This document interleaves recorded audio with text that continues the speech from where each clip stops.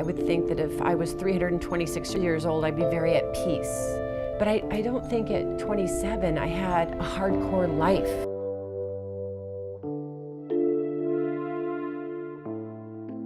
In the sci-fi universe, few series shine like the Star Trek franchise. Star Trek DS9 had it all: action, betrayal, love, and drama. On screen, the crew moved as one. Off-screen, not quite.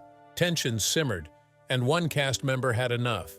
Terry Farrell, who played fan-favorite Jadzia Dax, walked away. Why? What went down behind the scenes? Join as we're taking a trip to space to uncover the drama they didn't show on screen. An unconventional start. Terry Farrell's journey to stardom didn't start on a starship. It started in Cedar Rapids, Iowa. Like many small-town girls with big dreams, she took a leap. In her junior year of high school, she submitted a photo to Elite Model Management, one of the top modeling agencies in New York. 2 days after arriving in the city at just 16, she landed an exclusive contract with Mademoiselle magazine. That quick rise led her to the covers of Vogue, both the Italian and German editions, and into the pages of American Vogue. She was on her way. But the catwalk wasn't where her heart truly belonged. After 18 months of modeling, Terry began studying acting. She kept one foot in the fashion world to pay the bills, but her focus had shifted. Her early roles reflected that grind, playing a model in Paper Dolls and landing a supporting role in the 1986 comedy Back to School alongside Rodney Dangerfield. That was her film debut, and the first hint that Farrell had something to offer beyond her looks. She also appeared in shows like The Twilight Zone, Quantum Leap, and The Cosby Show, building her resume one guest appearance at a time. By the early 90s, she was chasing roles with more substance. In 1992, she was cast as Kat in the U.S. adaptation of Red Dwarf, a sci-fi comedy cult hit in the U.K. Sadly, the pilot never aired. It was dead on arrival. But the disappointment didn't last long. Soon after, Farrell was cast in the role that would define her career: Jadzia Dax in Star Trek Deep Space Nine. As the Starfleet science officer aboard a space station near a strategic wormhole, Dax wasn't just a pretty face. She was a Trill, a species whose bodies host long-living symbionts. Jadzia Dax carried centuries of memories and experiences, including those of her 7 former hosts. Farrell portrayed her with calm authority, a touch of mystery, and unexpected humor, becoming a fan favorite in the process. Over 6 seasons, she helped anchor one of the boldest and most mature Star Trek series ever made. But as DS9 neared its final season, behind-the-scenes tensions began to brew. Creative differences, contract negotiations, and alleged power struggles with the show's producers pushed Farrell to a breaking point. When she left at the end of Season 6, it shocked fans. Instead of recasting or writing her off gently, the studio killed off her character's host. So what exactly happened behind the scenes? Keep watching to find out. Working on Star Trek.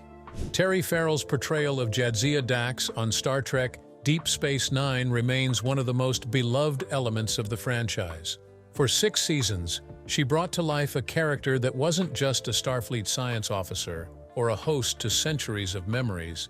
She was a beacon of warmth, wisdom, and quiet strength in a world often steeped in war, politics, and moral ambiguity. But her path to Deep Space Nine wasn't exactly written in the stars.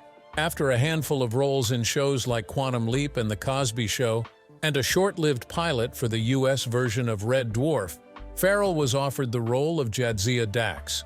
At the time, DS9 had already begun production. She was the last main cast member brought on, and she walked into a set already brimming with energy, pressure, and expectations. From the beginning, it was overwhelming. The size of the ops set alone was intimidating. Farrell remembers being wide-eyed, nervous, and excited all at once. The makeup process was just as intense. Her character initially had a forehead prosthetic, but it didn't quite work. Michael Westmore, the show's legendary makeup artist, made a bold change. He removed the prosthetic and introduced the now iconic Trill spots. The adjustment meant some of her early scenes had to be reshot. It was a crash course in franchise-scale television. But once the dust settled, Farrell began finding her place, both on set and in the role of Jadzia. What drew her most to her character Jadzia Dax was her stillness, her confidence, and her inner peace. While Farrell herself felt raw and unsure at times in her real life, Dax offered a sort of armor. Through the character, she found a sense of stability and maturity that she hadn't yet developed in her personal journey. "Playing Dax made me feel secure," she once reflected. "It was like an anchor." In many ways, Jadzia Dax became the heart of Deep Space Nine. Amidst the show's often gritty and philosophical storylines, she brought a spark: optimism, curiosity, even flirtatious humor. Farrell's natural energy radiated through the character, giving the audience a sense of hope that was never too loud, never too forced. It just felt real. Her dynamic with Benjamin Sisko, played by Avery Brooks, became one of the series' emotional cores. Off-camera, Brooks would often tell her she was too open, but that openness was what gave Jadzia life. And yet, behind that magic was a growing tension. As the series progressed, Farrell began to feel the strain. Creative disagreements and conflicts behind the scenes, particularly involving showrunner Rick Burman, began to overshadow the joy of the work. When negotiations for her return in the 7th season began, they quickly turned sour. Farrell had hoped for more flexibility, perhaps even the chance to reduce her on-screen presence slightly to explore other projects. But instead of compromise, she felt pressure. Pressure that eventually pushed her to a breaking point. Rather than stay and battle behind the scenes, Farrell chose to walk away. Her departure shocked fans, and the studio's response was swift. Jadzia was killed off at the end of Season 6. The symbiont lived on in a new host, but for many viewers, Deep Space Nine never felt quite the same without her. Shortly after, Farrell joined the cast of Becker, a sitcom where the atmosphere was lighter, the stakes lower, and the creative tensions far less intense. It was a new chapter and a needed breath of fresh air. Years later, fans still talk about her exit. Why did it happen? Could it have been avoided? Would the show have ended differently if she had stayed? No matter the speculation, one thing remains true. Terry Farrell's Jadzia Dax left an indelible mark on Star Trek history. Her performance brought light to a dark space, and that light still shines. Now to the real reason Terry Farrell finally said goodbye to her longest-running show. Terry Farrell's marriages. Terry Farrell has had an interesting life, both on and off screen. In 2002, she married actor Brian Baker, best known as the cheerful guy from those old Sprint commercials. Together, they had a son named Max. But after more than a decade of marriage, they quietly divorced in 2015. Then, in a twist that feels almost too perfect for Star Trek fans, Farrell found love again, this time within the Star Trek universe itself. She got engaged to Adam Nimoy, the son of Leonard Nimoy, the original Spock from Star Trek, the original series. Adam, a television director, had long been connected to the Star Trek world through his father, but he'd also made a name for himself. In fact, he directed a touching documentary called For the Love of Spock in honor of his father's legacy. Their engagement made headlines in 2017. For fans, it felt like a sweet crossing of generations, the son of Spock and the woman who played a Trill with 8 lifetimes of memories. They made it official the same year and were married shortly after. It was the second marriage for both. Each had children from their previous relationships, and both had ties to the Star Trek fandom. Terry even posted the news on Twitter, sending the internet into a happy buzz, though it took a few hours for the news to ripple across social media, or as fans joked, subspace traffic. But like some starships that drift apart, their marriage eventually came to an end. In 2022, after 5 years together, Terry and Adam divorced. Still, their story remains a unique chapter in Star Trek history, not just because of who they were, but because of how closely life and fandom intertwined. Two people from different corners of the franchise found connection, even if it didn't last forever. Terry and Brian Baker's marriage wasn't the only love story to emerge from the Star Wars franchise. Other Star Trek casts who have ended up together. When it comes to Star Trek castmates, sometimes the on-screen chemistry spills over into real life, and a few relationships blossomed behind the scenes, creating their own kind of star-crossed stories.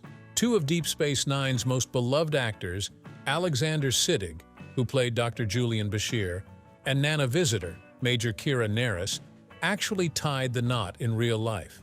They were married from 1997 to 2001 and share a son named Django. What's remarkable is how close they remained even after their separation. Before and during their marriage, Siddig and Visitor were not only partners but also best friends, and they've maintained a strong co-parenting relationship. According to Visitor, they still see each other at least twice a year and talk regularly, showing a rare kind of mutual respect and care that lasts beyond marriage. Then there's Roxanne Dawson, best known to Star Trek fans as B'Elanna Torres from Star Trek Voyager. You might have spotted her under a few different names: Roxanne Dawson, Roxanne Biggs, and Roxanne Biggs Dawson, thanks to her personal life. Before either Dawson or Casey Biggs, who played Damar on DS9, stepped onto the Star Trek stage, they were actually married from 1985 to 1987. Their relationship predated their Star Trek careers, and while they don't often discuss each other in interviews, both speak highly of one another. Both actors have since moved on and married others, but their early connection adds an interesting twist to Star Trek lore. And speaking of on-screen sparks that crossed over off-screen, Patrick Stewart and Jennifer Hetrick's relationship is another juicy tidbit. But their relationship wasn't without its fair share of drama. Patrick Stewart, the man who brought Captain Jean-Luc Picard to life on Star Trek: The Next Generation, wasn't just dealing with alien threats and space politics on screen. His real life was full of drama too. When TNG started filming, Stewart had just ended a long marriage. He and his first wife, Sheila Falconer, had been together for over 20 years. They got married when he was in his 20s, long before Star Trek made him famous. But by the late 80s, the relationship had fallen apart. Not because of fame, but because Stewart got involved with someone new. That someone was Jennifer Hetrick, the actress who played Vash, one of Picard's love interests in the show. Their chemistry in episodes like Cupid felt real because it was. They weren't just acting. Stewart and Hetrick were dating in real life during seasons 3 and 4. In fact, while filming Cupid, they were actually engaged. But the wedding never happened, and they eventually broke things off quietly. Later on, Stewart married Wendy Noose, a co-producer on the show. That marriage lasted until 2003. So yes, Stewart's love life around Star Trek was messy, more so than most fans realized. But his struggles didn't stop with relationships. Stewart later shared in his 2023 memoir that he had a hard time sleeping after his divorce. To cope, he started using sleeping pills. At first, it seemed harmless, just something to help him rest and keep up with the demands of being the lead on a huge show. But over time, he became dependent on them. When he finally decided to quit, things got rough. He had withdrawal symptoms that hit hard. He described waking up in the middle of the night in a full-body panic, sweating, and even feeling like his house was haunted. It wasn't ghosts. It was his mind and body struggling to adjust. Thankfully, he got through it. It took time, but Stewart eventually found peace again, without the pills. Looking back, the romance between Picard and Vash still stands out to many fans. But behind that storyline was a real-life love, a breakup, and a personal battle that Stewart kept mostly hidden for years. It's a reminder that even the strongest captains can have rough patches, and that healing doesn't happen in warp speed. Another Star Trek cast who got into an interesting relationship was Linda Park, who played Ensign Hoshi Sato on Star Trek Enterprise from 2001 to 2005. During that time, she dated Tom Hardy, who appeared as Shinzon in the 2002 movie Star Trek Nemesis. Their relationship lasted from 2003 to 2004, and Park even moved to South London to live with Hardy. Things got serious enough that they talked about starting their own theater company together, but before any of that could happen, they parted ways, and Park moved back to California. She later married actor Daniel Bess in 2011. Meanwhile, Hardy divorced his wife in 2004 and remarried Charlotte Riley in 2014. Marina Sirtis, who brought Counselor Deanna Troi to life in The Next Generation, often finds herself mistaken in the gossip world. Many fans think she's or was dating Michael Dorn, who played Worf, but she's happily married to a different Michael, Michael Lamper. Unlike Dorn, Lamper isn't an actor but a talented rock guitarist. He's toured with legendary bands like the Allman Brothers and Los Lobos, and is a member of the Eagles tribute band, Desperado. Here's a fun tidbit. Lamper even appeared on The Next Generation in the episode The Vengeance Factor as an Akamarian gatherer, an appearance he landed while dating Sirtis. They married that same year, and their relationship remained strong. Leonard Nimoy, the iconic Spock and one of the most recognizable faces of Star Trek, also found love connected to the show. Nimoy is credited not only with shaping Spock's character, but also with popularizing the Vulcan salute and the phrase, "live long and prosper." He married Susan Bay in 1989, who appeared as Admiral Rollman in 2 episodes of Deep Space Nine, Past Prologue and Whispers. Their marriage lasted until Nimoy's passing in 2015, marking a long and happy partnership linked by their shared ties to the Star Trek universe. But Star Trek hasn't always been about harmony. Behind the scenes, not everyone agreed on what the future should look like. The real reason Terry Farrell left Star Trek?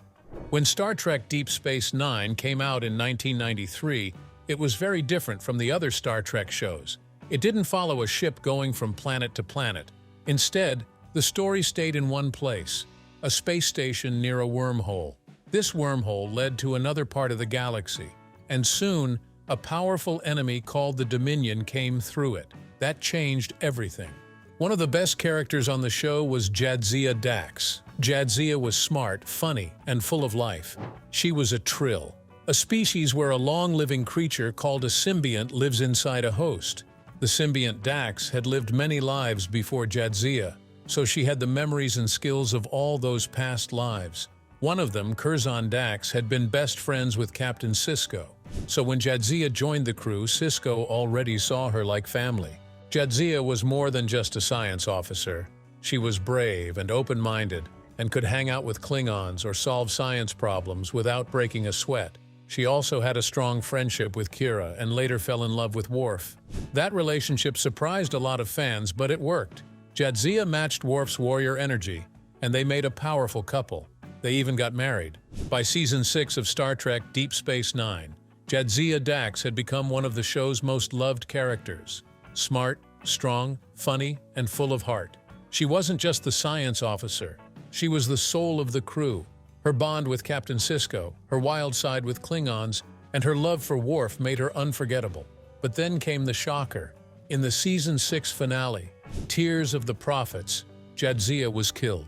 While visiting the Temple of the Prophets, she was attacked by Gul Dukat, who was possessed by evil spirit-like beings called the Pa-Wraiths. She was badly hurt and later died in sickbay.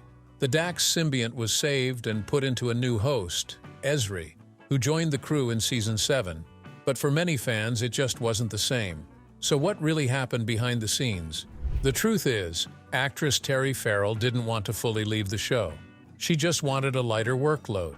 After 6 years of long filming hours, she asked to appear in only half of the final season's episodes so she could explore other roles. She didn't ask to quit, she didn't ask to be written off, but the studio, especially executive producer Rick Burman, refused. They told her, either do all 26 episodes or do none at all. Terry Farrell later spoke openly about her problems with Burman. In the book, The 50-Year Mission, she said he made sexist comments about her body and tried to pressure her into staying. The problems with my leaving were with Rick Burman, she said. In my opinion, he's just very misogynistic. He'd comment on your bra size not being voluptuous. That stuff was so intense, especially the first couple of years. She said she wasn't trying to walk away, just trying to talk. But Burman called her request hardball and wouldn't budge. Negotiations got ugly. A junior producer even told her she'd end up working at Kmart without the show. Farrell described being pressured constantly, even getting calls right before scenes, asking if she'd signed the contract yet.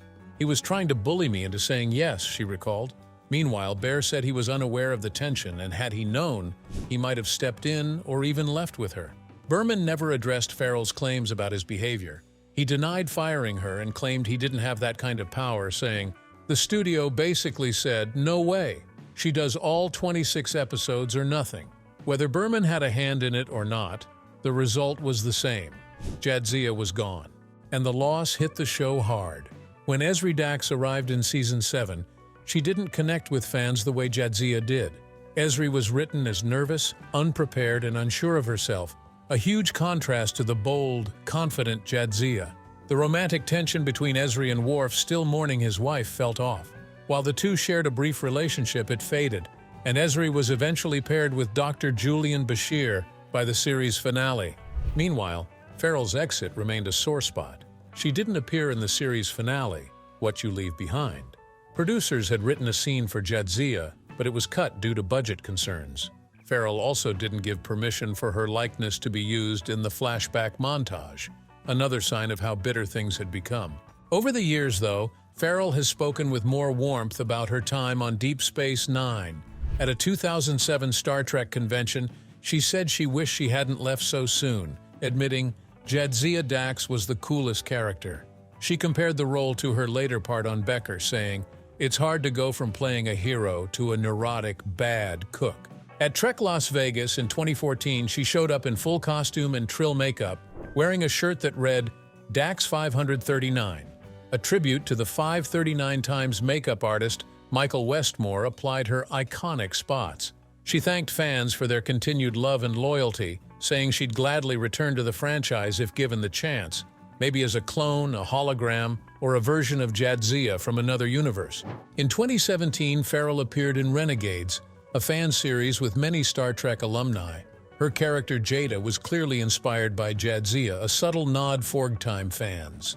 The series avoided using direct Star Trek branding but still brought together actors like Walter Koenig, Nichelle Nichols, Robert Beltran, Tim Russ, Aaron Eisenberg, and Cirroc Lofton.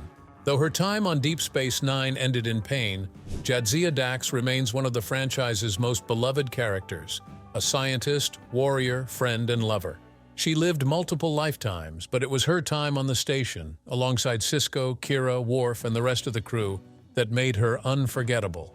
Despite how it ended, Jadzia Dax remains a key reason Deep Space Nine worked so well. She brought life, depth, and soul to the station. And her story, both on and off screen, reminds us that the best characters don't just live in the script, they live in the hearts of the people who play them. Creative differences between producers. When Ira Steven Behr joined Star Trek Deep Space Nine, he didn't just want to play by the rules, he wanted to rewrite them. While Star Trek had long been a utopia where diplomacy reigned and humanity had evolved past violence, Behr saw a different side of the galaxy, one where principles were tested, alliances broke down, and even Starfleet officers could cross moral lines. Before changing the face of Star Trek, Behr was a television writer grinding his way through the industry. He landed a spot as a producer during the third season of The Next Generation, but it didn't last. Behr quickly grew frustrated with the tight creative constraints. The universe may have been vast, but the storytelling box felt small. Too many rules, he later said, so he walked away. But his Star Trek journey wasn't over. His friendship with Michael Piller led him back for one freelance episode, Cupid. Piller then brought him aboard Deep Space Nine as a supervising producer. As the show evolved, so did Behr's role. By season 2, he was co-executive producer. When Piller left to launch Voyager, Behr took the reins of DS9 as showrunner. And that's when things got interesting. Behr had a bold idea, a war story. Not just a skirmish or a one-off battle, but a slow-burning, full-blown interstellar war that spanned seasons. He wanted to introduce the Dominion, a powerful new threat from the Gamma Quadrant, and let the tension build, for years. But Rick Burman, the franchise's top executive and Gene Roddenberry's chosen steward, wasn't sold. According to Burman, Roddenberry had made it clear, Star Trek was not a war show. He had imagined a future where peace had triumphed, where humans didn't need to fight anymore. Gene was very specific, Burman said. He didn't want Star Trek to be about intergalactic wars. Behr disagreed. He believed war could be used to explore the very ideals Star Trek was built on, by testing them. Burman reluctantly agreed to let him try, but expected the arc to be short. 6 episodes and you're done, right, Ira? He reportedly asked. Wrong. The Dominion War officially kicked off in the Season 5 finale, Call to Arms, and wouldn't end until the series finale 2 years later. It wasn't just the Federation and the Dominion. The war drew in the Klingons, Romulans, Cardassians, and eventually the Breen. No faction came out clean. People died. Values were challenged. And for the first time, Star Trek looked into the abyss and stayed there. Behr didn't flinch from showing the cost of war. In one of the series' most powerful arcs, Captain Sisko is forced to manipulate the Romulans into joining the war. To do it, he conspires in a murder and lies to protect the cover-up. "I can live with it," Sisko says at the end of the episode, looking directly into the camera, more haunted than heroic. DS9 was no longer about perfect humans solving problems through reason. It was about how fragile ideals can become under pressure, and how sometimes the right decision still leaves blood on your hands. Burman later admitted he wasn't thrilled with how long the arc lasted, but he kept reading every script, discussing every twist. "I was not necessarily happy that it went as long as it did," he said, "but these are the kinds of disagreements that happen in TV." In hindsight, Bear was right. The Dominion War arc is now considered one of the boldest storytelling moves in Star Trek history. It gave the series a depth and weight that most sci-fi shows at the time wouldn't touch. It was complex, morally gray, and deeply human. But was it still Star Trek? Some fans say no, that DS9 strayed too far from Roddenberry's idealistic future. Star Trek was meant to be aspirational, they argue. A world without war, without money, where humanity had grown beyond its worst instincts. DS9 shattered that illusion. It introduced a galaxy still full of chaos, conflict, and compromise. And yet, others say that's exactly what made it great. Because Bear never glorified war, DS9 never pretended violence was heroic. The show always portrayed it as a failure, a necessary evil at best, a moral collapse at worst.